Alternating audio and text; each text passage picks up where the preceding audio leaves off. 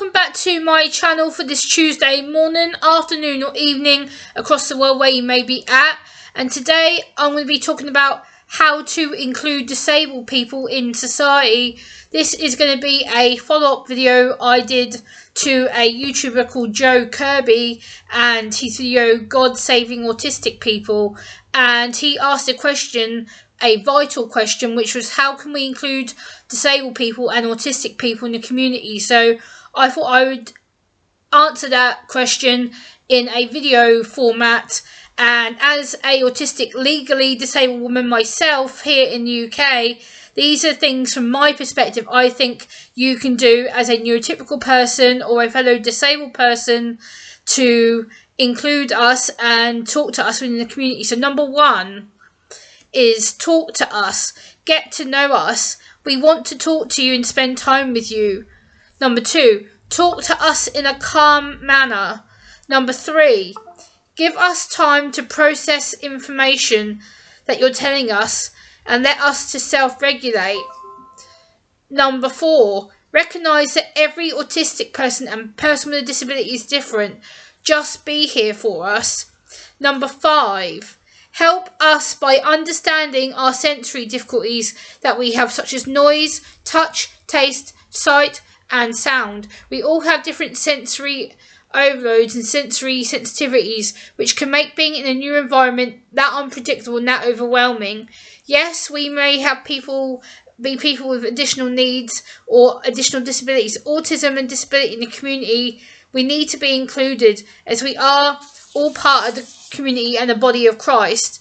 Recognising that we all have different communication styles and ways of expressing and addressing ourselves, this is an area I feel that people still do not understand. We need to see people with disabilities and special needs as a gift and not a burden in society. God sees us all as a gift to his kingdom. People with disabilities and special needs just want to be accepted and included, and to encourage our strengths so that we can be part of the community in a successful manner. People with autism or special needs are not rude. We are on a journey learning more about ourselves and what our diagnosis is. Society doesn't try to understand our struggles. They see us as a burden or a mistake. People with special needs and disabilities want to help you learn and to accept us and who we are. Disability and special needs shouldn't be treated as shameful or deceptive or a burden or a punishment or like it's not allowed. We need to change the stigma and stereotype that still surrounds disability and special needs. It's about time we celebrate disability and special needs and additional needs within our local communities. It's about time we changed our attitude to support those who may be struggling when we least know or expect it. As an autistic woman, sadly, I still do not feel included or accepted in the community because of the stereotype and stigmas that I've experienced over the years. And people will often tell me, "Oh, Gemma, yeah, right, you can't be autistic. You function too well. You're polite, you're social, you're verbal." We need to understand that everybody with a disability is different and on different levels with different complications and different ways of communicating. You can't tell that someone is autistic or disabled on the outside a lot of the time. A lot of it is a hidden or invisible disability. So I wanted to talk about this because it's something that I feel is important to talk about, and as a fellow Christian lady, I feel, that this is something that always gets talked about like we're stupid or we're dumb or we don't understand what you're telling us, and in fact that can't be further from the truth. A lot of us can understand what you're saying or what you're trying to tell us, but unfortunately you're not giving us the time of day or the knowledge to process it or get to know us. You often leave us at the end of the session, or you don't even approach us to talk to us, and unfortunately that is a stereotype and stigma created by the media. Unfortunately, a lot of people think that we don't want to be associated with, or you're frightened to approach us in case we react to you or we say something that's rude, when not.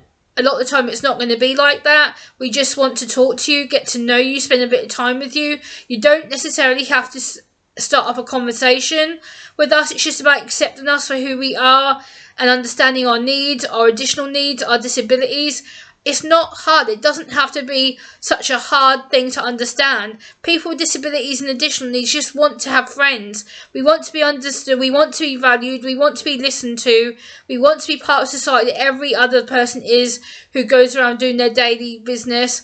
And unfortunately, this is something that I feel is not going to get better overnight. It's going to be a gradual process of understanding a person like myself, getting to know a person like myself, spending a lot of time with us, getting to understand what our sensory issues are, what our triggers are, how to support us through meltdowns and anxiety and things that can make us really triggered, like giving forced eye contact is another one that really annoys me, because people are like, oh, Gemma, just give eye contact, just look at me when I'm talking to you, Gemma, just look at me. And it's like, well, actually, no, I can't, because I'm overregulated and overstimulated. So I just wanted to talk about this in a more detailed context, because I think this is important. It's something that is not understood and not talked about enough, and as an autistic woman I want to bring this to the forefront and explain it and kind of give you more in-depth knowledge of what it's like to be disabled.